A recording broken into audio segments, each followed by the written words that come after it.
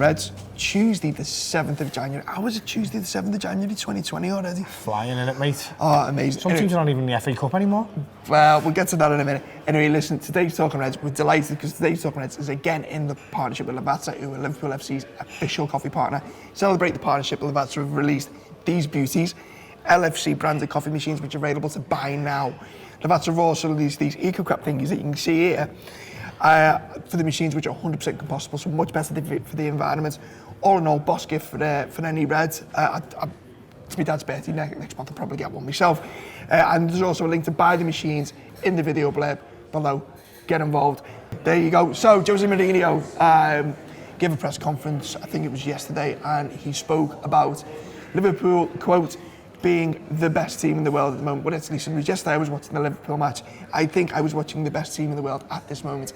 As ever with Mourinho, and we'll get into the Liverpool thing in a minute, there was always a purpose, very, very deliberate. Oh, and what he was basically saying is, yeah, they're the best team in the world, but Jurgen's been there 4 years. So but he counted down a year as well. I watched the interview this morning, he counted it down. He said he's October 2015, which is a very similar time of the year to when he started with Tottenham, obviously. And he said 2015, and he counted all the way to 2020. And it was sad, I thought. The normal bullish Mourinho would, I don't know, it's like he was already begging for his job. It's like a shell of a man. He's like a shadow Mourinho. I think it goes to show, if you're already begging... Well, not just that, I think football's probably broken him, hasn't he? He's been involved in it for a long time. Yeah, and Liverpool specifically then. But yeah, it was a bit of a sad beg for his job, do you know what I mean? He's not even doing that badly. There's nowhere else to top four. But he's not a project manager. This is what I got from it. You know, I think he's been quite mocking of project manager. You know, but he's referred to Rafa in the past, and even Jurgen, he's been a bit disparaging. You know, going, oh yeah, the trainer, I think he referred to him as. I mean, the fact of the matter is, Mourinho's shown history. By the end of the second and third year, everyone's fed up with him anyway. Well, that's the thing, that's the problem, and because the project involves bringing players through and buying players for 3 and 4 years' time, and that's where he's going to have to learn that he's got to do that, but he's got to show some humility for that to happen. And I've said it before, he's got this new polished image of himself that he's put out in the media, but as soon as anything was going wrong, the mask, it slipped again already last week at Southampton, and he come out and again he looks like he's sleeping in the car again already, do you know what I mean? He's only been there 5 minutes. On the telly, he looks absolutely polished, he's pristine, do you know what I mean? Looks fantastic. Get him on the side sleeping in the Jag. Get him on the side of a football pitch and he's sleeping in his coat. What's he doing? Tablets for his nerves. Honest to God. So yeah, but still, nice to hear. I mean, I wonder what Roy Hodgson would think of it. The great man's quote. Anyway, that's a different story. So yeah, Liverpool flying high. We're in a great position. Talking about flying high, still in the FA Cup, as we referenced. We keep this brief. Everton, can we still laugh at them? Honestly, I'm the greatest ever derby winner. I tweeted as soon as I walked out the ground. Didn't even have a pint on Sunday. Didn't need to. Went straight home, right on Everton's Twitter, and lost the evening. It was absolutely fantastic. And honestly, Curtis Jones, we should just build him a statue now. What a little scouser he is. And I loved the interview after the match. I've been telling Jurgen I'm a little bit frustrated that I can't get in the team. 18-year-old kid, you know what I mean? But we're world champions, we haven't lost a game for over 400 years. And he's got the confidence to come out and say that. He's going to be an absolute superstar. Scouse that, innit? Honestly, he's so scouse, I love him. It's brilliant though, because we've been talking about it, I think it's been said on a couple of shows, but before the game I was talking to Craig and he was a little bit worried, a little bit pensive. I said, look at that lineup. They're leggy in the middle. We keep this out, we keep them away for 20-25 minutes, the nerves will get the best of them and they'll beat themselves, and you know what? Again, I said exactly the same thing and tweeted it before the match. I had to look at our team and sort of laughed. I thought, wow, do you know what I mean? There was no pressure on us though. But the thing is, if they don't beat us there, as you said, well that is, the pressure's on all of them. But I looked at their team, Schneiderlin and Gylfi-Sigurdsson in the middle, good luck mate. You know, the legs our young lads have got, but also the tenacity and the fact that they're actually good players, do you know what I mean? It was always going to be a struggle, and I think it showed like that because we won the battle in the middle of the pitch, and in either area I think they won the battle. We looked a little bit defensively shaky because we were a young team. Obviously Milner goes off after 5 minutes. But it's an entirely new back four as well, so you have to settle 10-15 to settle. Well up front as well, we looked a little bit like we were grabbing at chances, and they looked a little bit more composed at the back, as you would expect from a team of that age, but then we still go out and do the business. But I love more than anything, even before we scored, the creeping inevitability that was seeping into the away end. Yeah. To be fair, as the minutes ticked over, it was fantastic. Obviously, I'm a huge critic of Everton, but the away end was a disgrace. 8,000 of them, and I didn't hear them once. Right, so yeah, Everton, we're probably going to bang on about this for years, but just for today, we done the second look show, which is already out, where we looked in depth at the Everton fixture. Here's a little clip now. Milner goes off and Lallana gets the armband, Paul. I think Lallana, that wouldn't have changed the way he played. I think he's been very serious when he's had opportunities with the younger players this season. But I was so pleased for him. I was so pleased for him at the final whistle. I was so pleased for him to get to walk around the pitch as Liverpool captain, if you know what I mean. And I think the thing you can say about him this season is he couldn't have done any more. Every single time he's had an opportunity to play for Liverpool, he couldn't have acquitted himself any better. He couldn't have carried himself any better. He couldn't have done the business any better. And you know, that moment, I really hope he holds on to that moment, because he's a massive part of this squad. Yeah, I mean, what can you say about that performance? The thing that summed it up was at the end, and we saw that in the ground when Klopp just goes up to him and doffs his cap to him.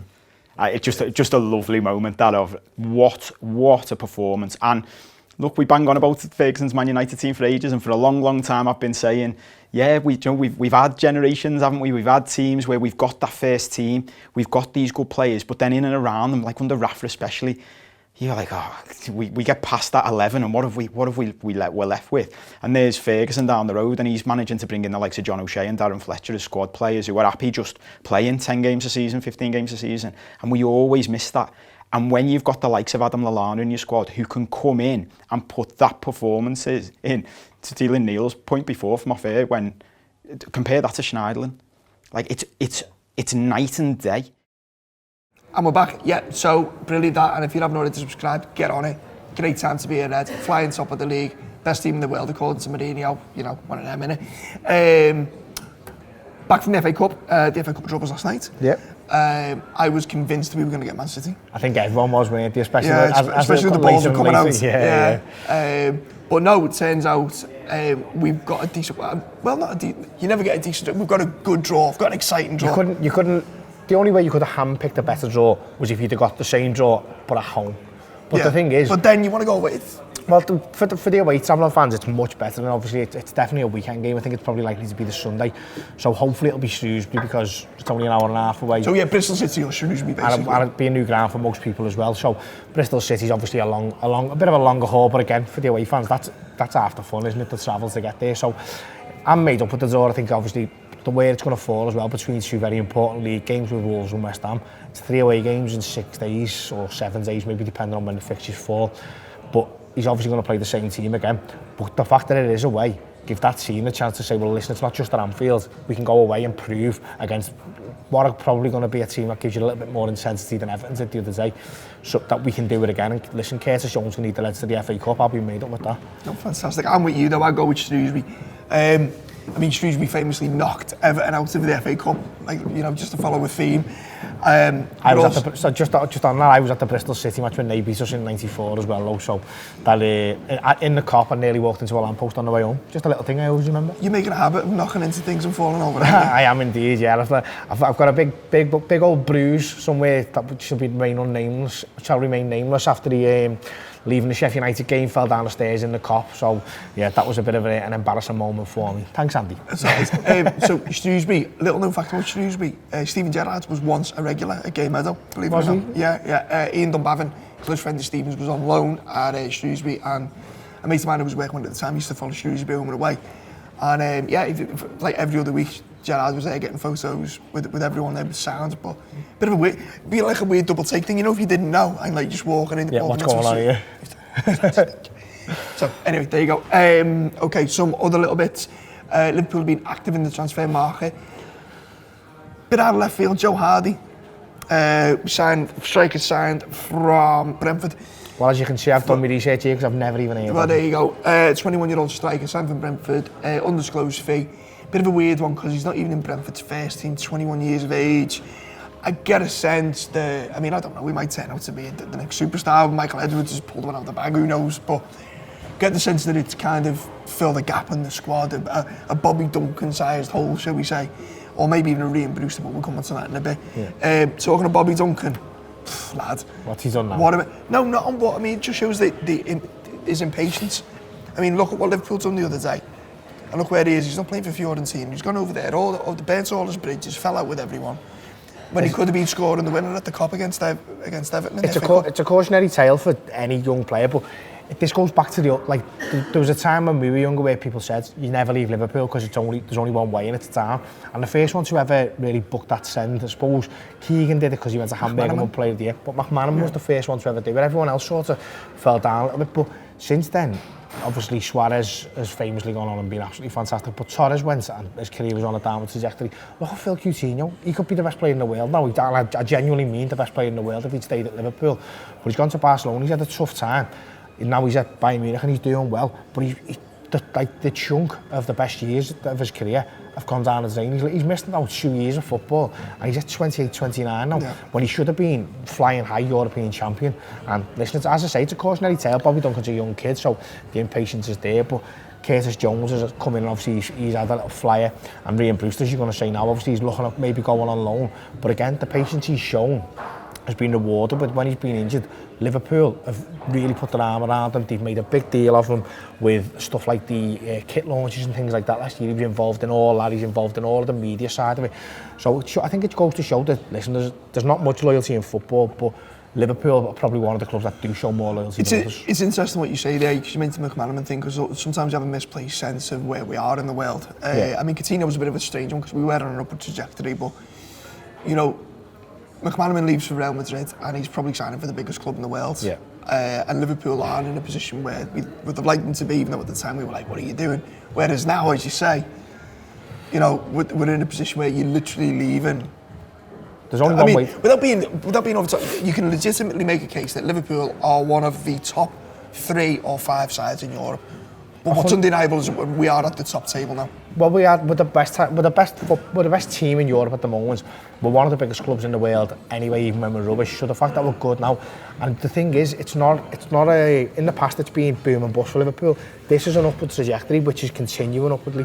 We've got our manager signed onto a new contract. We've got all of our best players signed to new contracts. We've got owners who have been critical of in the past, and I'll hold my hands up, who are clearly doing a good job, even I'll say that. So everything about the club is going in the right direction, and I think probably it's not going to be January, I don't think, but next summer I think you'll probably see us sign a Jadon Sancho-esque player. If it's not him, it'll be somebody else who you go, well, wow, that's where Liverpool is now the destination club rather than the stepping stone club.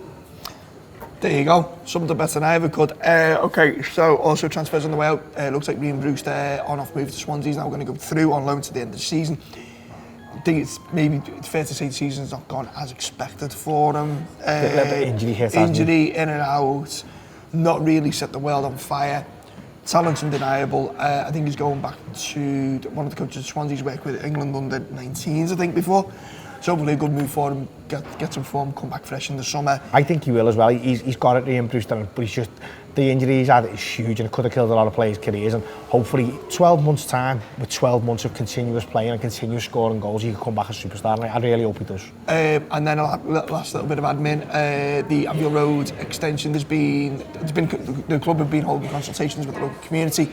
There's been a slight amendment, they've come back out. The digital plans was going to see the road behind the Anfield Road stand being shut permanently. That's now been amended. They're now going to bend the road round the footprint of the new stand. I mean, it's all still up in the air, but it shows that, again, engagement with the community and a willingness to work with the stakeholders, as opposed to, because we did go through a stage for years where the relationship between the local community and the club wasn't brilliant. It looks like they're now taking those considerations in at the top level. Yeah, and what they're doing is right as well. As a resident of L4 myself, that will improve everyone's lives around there, because it was going to make 2 or 3 streets real rat runs, and it's dangerous for the residents who live there. So fair play for the residents for fighting for it, but also fair play to Liverpool for listening. Brilliant. So that has been Talking Reds. I am Andy Heaton, this is Kevin Walsh. Tuesday 7th of January, Liverpool top of the world. Up to the Reds.